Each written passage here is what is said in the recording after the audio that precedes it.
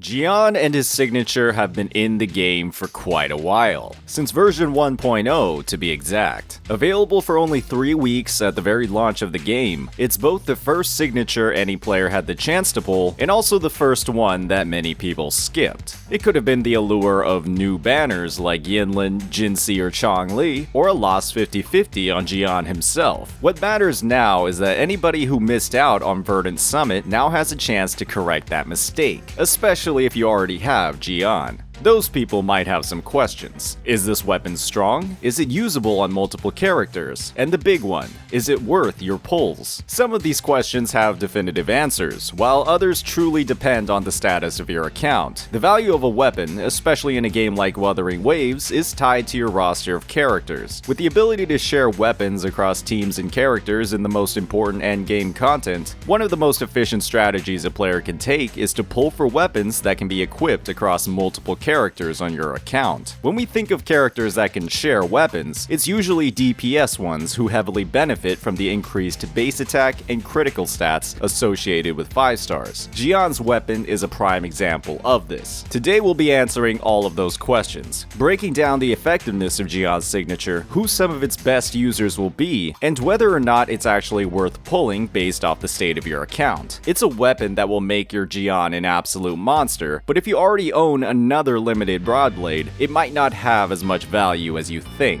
As always, if you're enjoying this content, please hit that like and subscribe button. Our breakdown of Verdant Summit begins with its raw stats. This weapon shares the highest base attack in the game with many other 5 stars, with an impressive 563 and a very high crit damage of around 48%. This is one of the few 5-star weapons that actually gives crit damage, a trait only shared by Changli and Jeja. An important thing to keep in mind when it comes to crit damage weapons is that they can oftentimes be a bit more difficult to build around compared to those with crit rate. That's because the crit forecasts, which are typically the opposite of the weapon stat, have a lower value than the weapon. A crit rate forecast will have a bonus of around 22%, while a weapon will have 24.3, with similar levels for crit damage. While this difference isn't much bigger than the variance on a substat roll, it can add up, especially if you're getting low crit rate rolls across a large number of your echoes, which can make it easy to end up with unfortunate, hard-to-use ratios. This also means if you've been using a crit rate weapon across your Broadblade wielders and are pulling this one, you'll need to invest more resources into a brand new forecast echo, and that means putting yourself at the mercy of RNG in the substat roll just another time, when you already have a completed set. It's tough, to say the least. There are definitely some complications with pulling Verdant Summit at this point in the game, but base stats are only one part of a weapon's impact. Oftentimes their weapon skill can be the driving force for their effectiveness, and Jiyan's weapon skill is unfortunately one of the most specific and tailored in the game. This weapon gives a 12% boost to attribute damage, which is a general bonus that applies to all characters, giving it a baseline level of versatility. Its second effect provides up to 48% heavy attack damage, generated across 2 stacks built up from using an intro skill or a resonance liberation. These activation conditions are some of the most flexible in the game, and synergize with pretty much every single Broadblade user. Characters like Jinsi, Calcharo, and Tao Chi regularly use their resonance liberation right after their intro skills, making the buff incredibly accessible across their rotations. The unfortunate part when it comes to Verdant Summit's viability across these characters is that virtually none of them actually do any heavy attack damage. Jinsi only has access to heavy attacks when outside of her enhanced state, and considering how her enhanced state and only meaningful damage can only be used after basic attacks or intro skills, her heavy attacks are effectively not an actual part of her kit.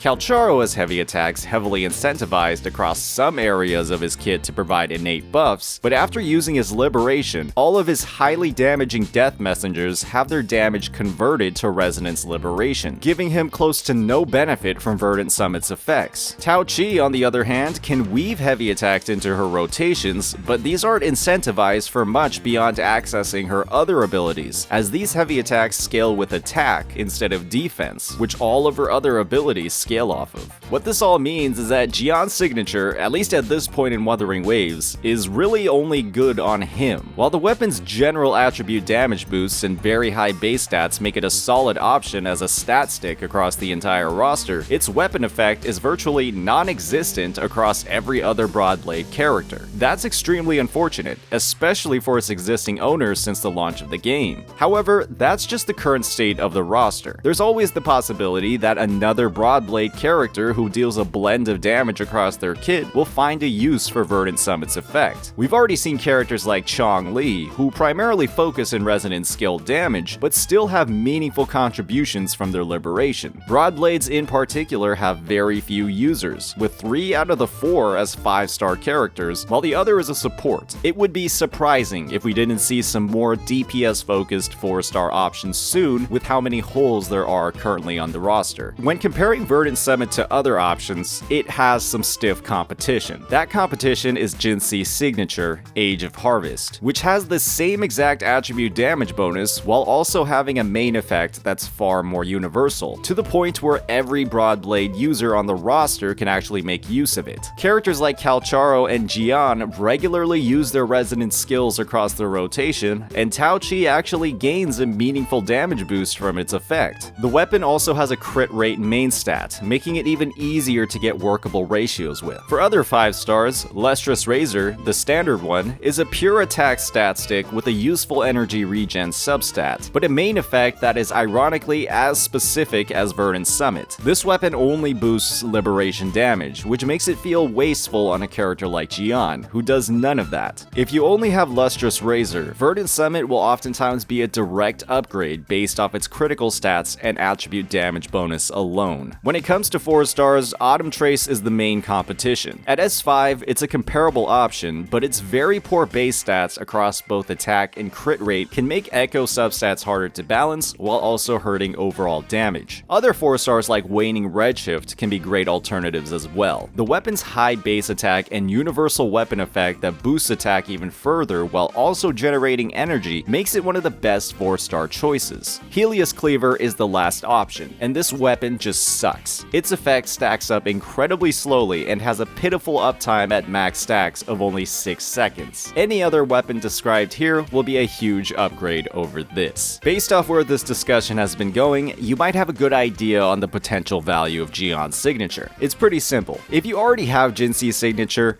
I'd hold off on pulling Jiyan's. Age of Harvest's far more applicable buffs make it perfectly usable on Jiyan himself. It's what I've used to tackle the hardest endgame challenges in the game, and it's easily Jiyan's second best in slot. On every other Broadblade user, it's better than Jiyan's signature. On the other hand, if you don't have Age of Harvest and you already pulled or will pull Jiyan, his weapon could be a great option as a crit stat stick for your account, but you have to keep in mind that Jiyan will be rerunning one day, just like him. On the third hand, if you just like Jiyan and you don't care about resource efficiency, just pull his signature. You decide what you spend your limited resources on, and Jiyan is one of the most satisfying characters in the game. Hopefully this overview was helpful in highlighting the potential of Jiyan's signature. This might be one of the last chances you have in a while to grab it. As always, if you enjoyed this content, please hit that like and subscribe button.